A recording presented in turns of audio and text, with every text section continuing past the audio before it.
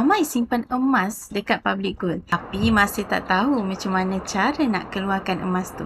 Sebenarnya ada 3 kaedah pengeluaran emas di public gold. Pertama, gold in transit iaitu GI. Untuk emas bawah 21.25 gram, emas boleh diposkan terus ke rumah secara berinsurans. Maksudnya lebih mudah dan selamat. Tak perlu keluar rumah, boleh je ambil sendiri. Kedua, untuk emas yang melebihi 21.25 gram, dah boleh tuntut sendiri di cawangan public gold.